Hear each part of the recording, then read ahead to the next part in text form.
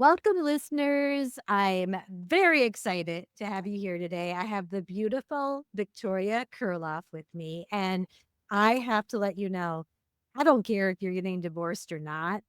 You need to go to Doing Divorce Different and listen to the podcast that we just did because it was so enlightening. And Victoria shared her truly authentic, heartfelt story to help women. And I'm touched and honored that she spoke about it. And I think it's going to save lives. And I'm not kidding, Victoria. So thank you for that. And it was completely unexpected. So I love that. And I love this woman sitting here in front of me.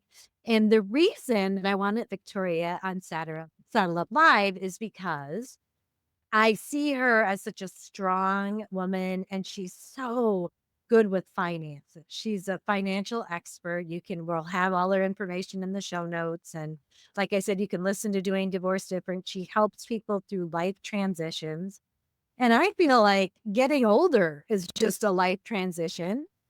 I want to be more financially savvy. And I feel like a lot of women, I mean, I have a lot of friends who they don't even know what's going on with the finances. Well, ladies, why not? I have shied away from it. And suddenly I'm starting to get my toe wet and I want to look at it. I want to understand it better. And my husband wants me to. He wants me to help him and support him. So, Victoria, I feel like I remember I loved you. I was so drawn to you. You have this horse story. We both love horses. And you had a cute story that made me fall in love with your dad and how Mhm. we raised you. Can you share that? Because I think it's telling. And I think it's probably why you're so good with finances and not afraid of them.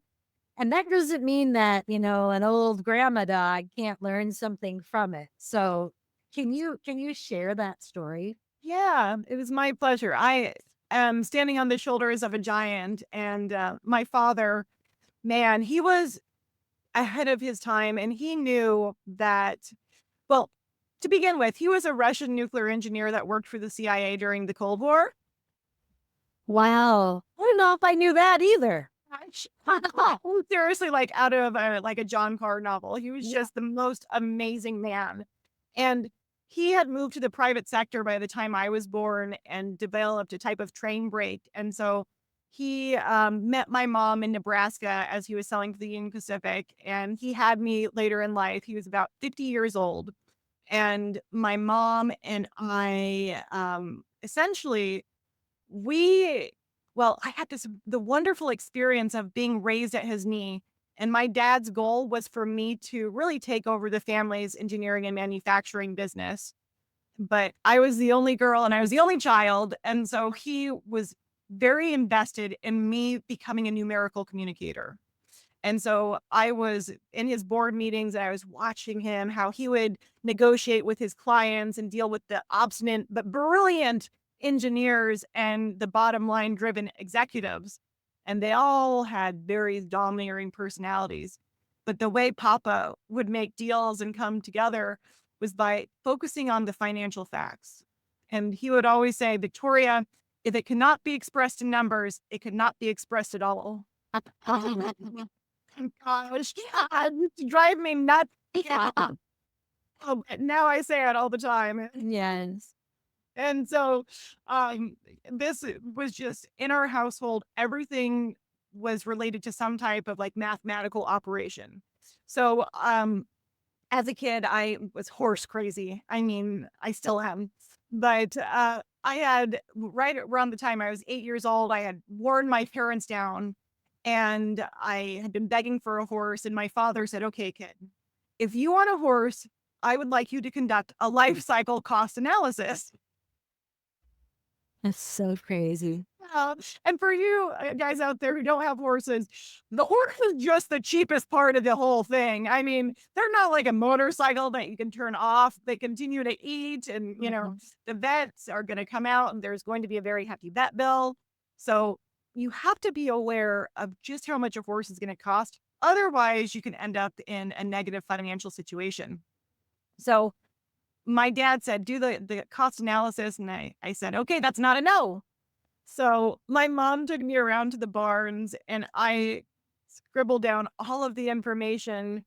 And as I went back, and my dad was helping me a little bit with the report, I realized that the horse was going to take all of my time.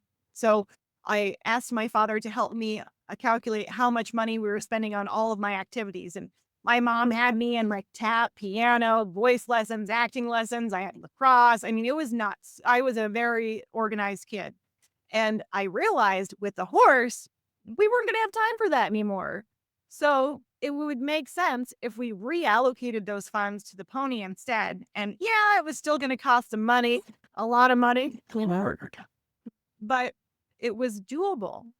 And so I made this numerical argument and I realized based off of how I saw my dad operate in that space, the more that I leaned on the actual realities and the constraints and not, Papa, I want a pony, please buy it for me. He actually moved off his position. And not too long after that, Buster became a part of our family. Aw. uh, but it solidified in my mind like how I could use numbers to get what I want. And so that then formed the foundation of my divorce business.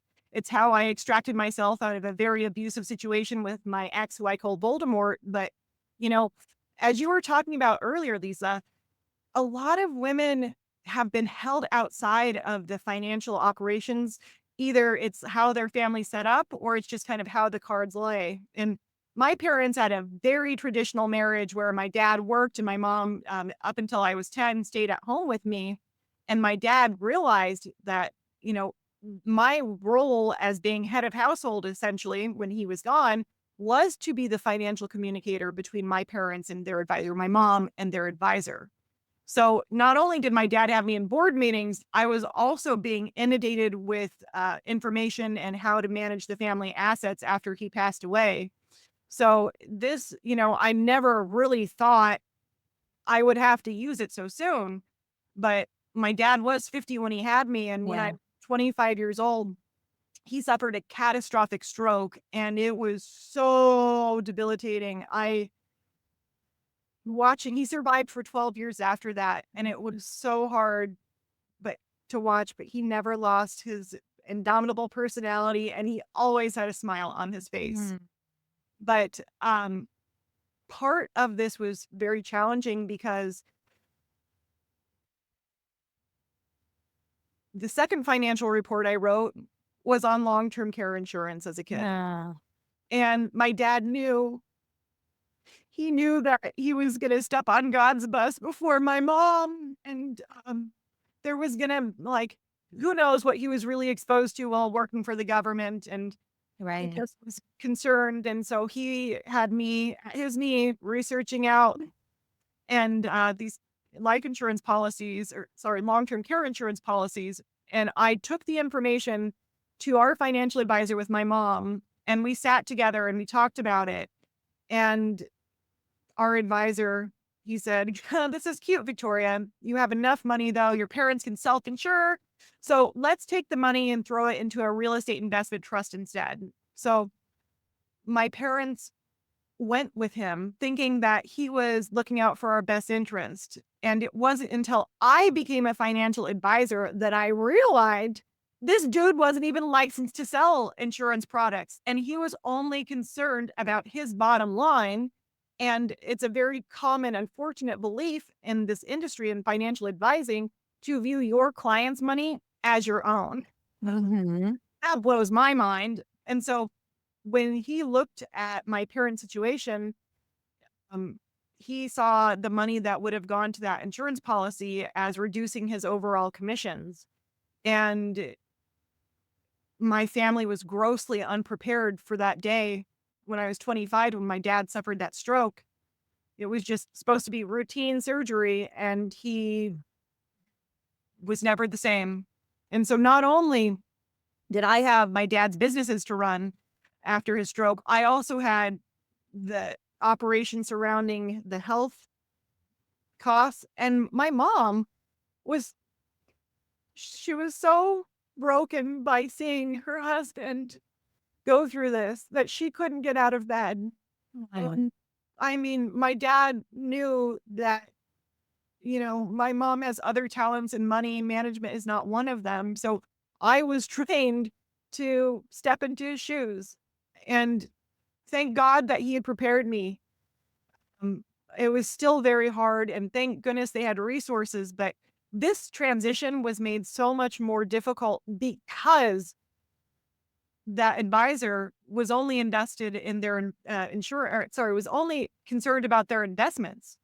And a lot of people are not aware that a financial advisor generally isn't really concerned with personal finance, with budgeting and insurance products. What a financial advisor, that's actually a protected term, and it is essentially it means that you sell investments. So investments are just a very small part of the pie of your overall financial well-being. There's insurance products that go into it. There's budgeting. There's, how are you doing your mortgage? There's so many things that you need to be building out as you're doing an estate plan or any type of life transition plan that financial advisors are not really focused on. And thankfully, I think there's been some slight changes, but I've been doing this for 8, 9 years, and I have to say, getting good financial advice may not come from necessarily a financial advisor. They're very much so trained in investment management. So you have to be very mindful that when you're asking for help, you're asking the right person too. Okay. I have to say a couple things. First of all, your dad, what an amazing man. What an amazing father. And I can't help but think how proud he would be that you're using what he taught you, and you're helping people and you saw something go not quite right. And now you're doing something about it. But I can't help but ask, it makes me nervous. So what do you do? Like, we don't have a financial advisor. We've Yeah. always done it on our own, but like we're not really, we kind of like stick it in the 401k. We got some stock. Um, I'm not really great about finances. Like, who do you go to? How do you find someone that you trust? Well, you interview a lot of people and you find somebody that meets your goals and alignment. I think it's important to have someone that's trained not just investments, but they maybe have a certified financial planning designation. But more importantly, now this is kind of going into the weeds. If you are working with an independent broker, I've been at Mutual of Omaha and Morgan Stanley, and now I'm independent. And when I was at Mutual of Omaha and Morgan Stanley, I was locked into selling their products. Yeah. And so, unfortunately, what that meant is that my clients, they might have been better served by an independent agent that had access to the open marketplace and all of the bells and whistles. Right. Um, when I was at Morgan Stanley, they didn't have any long-term care insurance. They are an investment management company. So they had a vendor that would sell that product, but their incentive structure is not really set up to have the advisors do this holistic plan because their business model is very specifically centered on investment returns. So you need to know what your constraints, if you are working with a money manager, what they are. And oftentimes, y- people don't make, not to use a blanket statement, but there's a lot people could do on their own if they Mhm. just set some time up. And, I always encourage people to get on the same page with their spouse now than later. It's not even a divorce, right? But most Yeah. people are not aware. It's either your spouse is going to die, and you're going to be single again. Hopefully it's in a very long time, but it's either a divorce or a death, and it's the same transition except with a death, you don't have that other person to ask where the information is. And I have done some estate navigations where no, the benefactor, he didn't keep any like a paperwork. And so Mhm. you have to go back and reconstruct what all of the assets are that you guys own. And so having courageous conversations with your spouse, what do we actually like, what do we own and what do we owe? And is Mhm. there anything important that, you need to tell me if you step on God's list tomorrow? Do you have the password backup? All of these little things that you kind of take for granted as a part of your everyday operations right now, they are Mhm. so much more complicated and challenging if you don't have that person around. So, taking some time to get on the same page with your spouse. So, the last thing, like, I think anybody wants to deal with if they're grieving their spouse is money, Yep. unfortunately. But with estate navigations, you're on a timetable. And so you have to go through the reporting process. You have to file paperwork with the state. You have to file a tax return, generally within 6 months. And so, oftentimes, especially for women, we're grieving the loss of our relationship. And then the attorney generally comes in and is like, hey, I need you to do X, Y, and Z. Yeah. And they don't even know where to begin. Yeah. So, Okay. Yeah, you're speaking my language, and this is exactly what I wanted to talk about because I want to empower people. And I have friends that kind of don't care. They kind of don't want to know, but you know what? You probably need to. you have to know. Yes. Otherwise, what's going to happen is you're going to have the most expensive estate navigation on the face of the planet because you're starting at complete scratch. And you're also going to be dealing with all of your emotions that are going alongside of Mhm. it. And it is going to just be incredibly overwhelming. So it's challenging, but if you don't take advantage of communicating with your spouse now, you will most certainly pay for it later. Yeah. And, even as I'm thinking about it, women are smart cookies and they can have a say in finances and in your retirement. And so I feel like, it's interesting. My husband is just like, you take care of it. I don't want to look at it. And yet I can't see any of his information. It's just Yeah. always a big mess. Like what's in the 401k? How can I get this money out for this kid in college? It's always a mess. So we try to work together. I feel like I'm trying to kind of budget things and I have no idea where the hell it's coming from. I have to, it's really interesting. And but then I also think he doesn't know how to pay a bill. He doesn't have any of my passwords. He doesn't know. So even as I'm thinking of this for me and for some yeah, like So I'm going to terrify everybody. Like, once the bank knows that your spouse is dead and their social security number isn't active, they freeze the account. right. And so you have to wait to get a death certificate, which sometimes it can take 30 days, 60 days if they're backed up to get that death certificate. And if that person died under suspicious circumstances, it could be even longer. Okay, let me ask. So Mhm. if they die and you're joint on the account, you can still get in. It depends on how it's set up, but generally, yes. Okay. But that's yeah. But any asset that is held specifically in their name, there is going to be an operational process that you're going to have to go through in order to access that money or those assets. Okay. Okay. So let's kind of help the like everyday woman like Mhm. me, because even though I'm, educated, it's just not been something that I put a lot into. So, or for like my good friend who's like, I don't even want to just tell me what I can spend. I'm fine. And so she's such a darling. I love that about her.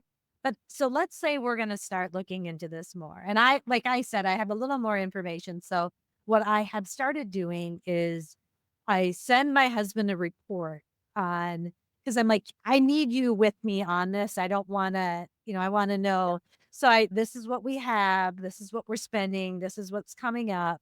And then I'll just email that off to him. Hopefully he'll look at it. Right. So that's like my first step, or for those women to just get a look at what you're spending and how Mhm. much is coming in. And what's a little goopy, my husband's income fluctuates. I don't have like it's always different. Sometimes I'm like, no. I like this. And then sometimes I'm like, oh, I can That goes through. So now as I age, I'm starting to go, okay, I don't want it to be quite so sparse on those, months. So just kind of getting, and sometimes you're not really gonna know, right? So getting some a little pack, put it away so that you're ready for the lower pay months. But so just go through, know what's coming and kind of have your budget, know what's going out, just like you would if you were getting divorced kind. Really? I mean, okay, here's the thing. Money can do so many things for you. And really, you should be having your money have multiple jobs. So, what that means is okay, let's say you want to save money, but instead of just keeping it in account, have it be in a high yield savings account or something like that. Put your Mhm. money to work for you. And I think a lot of us have a ton of subscriptions. Yes. Oftentimes we forget to cancel things and that $50 a month subscription adds up to being, considerable amount of money each year. So if you're able to reallocate how you're using your money, you can actually start living a more aligned a life that's more authentic to yourself. So we grow up in America, so everything is about consumption and using materialism as a way to regulate our emotions.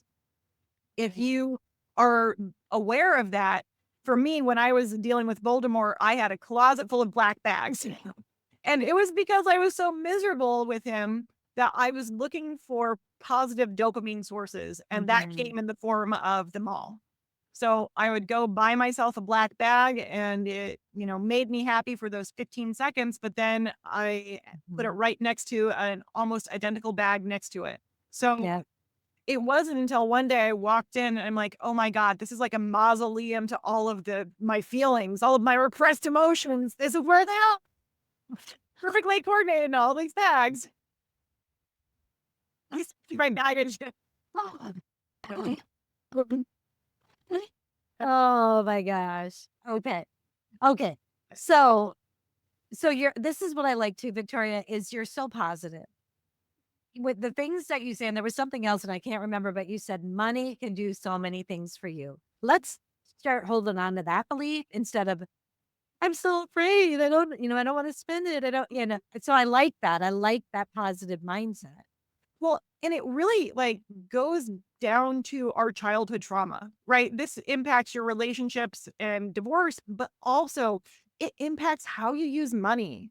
And most of us have essentially there's 3 types of main childhood wounds: abandonment, validation, and, betrayal. And so how this shows up is how you use money. For me, I was using money as a way to validate, but also as a way to counteract the feelings of abandonment that I was having. And there's a lot of betrayal in there too. And so I uh, started using my money for everybody else but me. Yes. Stereotypical, like I had a very ratty bra and underwear that like I needed to throw out, but I'm like, God forbid I spend $100 and get some new duds. Yeah. Yeah. And so, it's giving myself permission. And while I was raised in a very privileged household, my mom was constantly telling me, it's my money, not yours. And so there was a few incidents in my childhood where I saved up and I bought this really beautiful bracelet and my mom made me return it because she didn't like me, doing that in front of my cousin. So the narrative that I had in my mind was I even though I can make money, I can't spend it on myself. Hmm. And so that has been a narrative I have had to go in and change where, yes, I can make money and I can also use it to take care of myself. Right. So confronting these hard beliefs, and then something I think a lot of us probably do and not know it, but when I was going through my separation with Voldemort, I had been giving and giving and giving, and there was nothing left to give. For me, there was nobody in my corner and I needed to have some type of positive human interaction where someone else was serving me. And it wasn't until I realized I was going to Starbucks 4 freaking times a day that that was how I was meeting that need. The There was nobody to hand me a cup of coffee at home. If anything, he was gonna pour the hot coffee on me, and I had to go outside to find any type of positive interaction. And so instead of, like, taking a step back and realizing, "Okay, this is a bad relationship and I need to build a community," I was outsourcing that to Starbucks. Mm. And I'm so grateful for those baristas, but I needed that caffeine, maybe not 4 different espresso drinks a day. Yeah. And I see this a lot in my clients as well. We give to everybody else, and we just need a small token of validation and appreciation, and that generally comes in the Starbucks line. And okay, so what I'm kind of hearing is if you can become aware of that and really look at what you're spending it on, maybe you can meet that need somewhere else. In a more healthy way that's actually going to fulfill you. Yeah. Amen. Amen. I feel like, okay, this is a great place to stop because it's interesting. I mean, I think I could talk to you for days and days and days because I would love to talk to you more about childhood trauma. So maybe we can schedule another one because I actually just took a course on core wounds. And so I feel like we might be leaving people hanging a little bit, but I'd like to talk about that more if we can schedule another podcast I love and talk about childhood trauma and how that is affecting how you're dealing with finances now. Yeah. Well, absolutely, and we can go into, how to create a mindful spending practice, and That's what I need. Okay, Victoria. I'm gonna try to have you back for that, but I can't believe how fast this has gone. I can't believe how much I've learned, and I just am so grateful. I just love getting to know you better, and I love learning from you, and I just feel like this is such a blessing in my life. So thank you. Thank you for being here. I just love your energy, and I'm so grateful for the platform to share some of my hard-won experience, so hopefully listeners can expedite that learning curve and Yeah. avoid all the mistakes I made. That's the plan. That's the plan here at Saddle Up Live. So thank you so much. You take good care. Thank you so much, Lisa.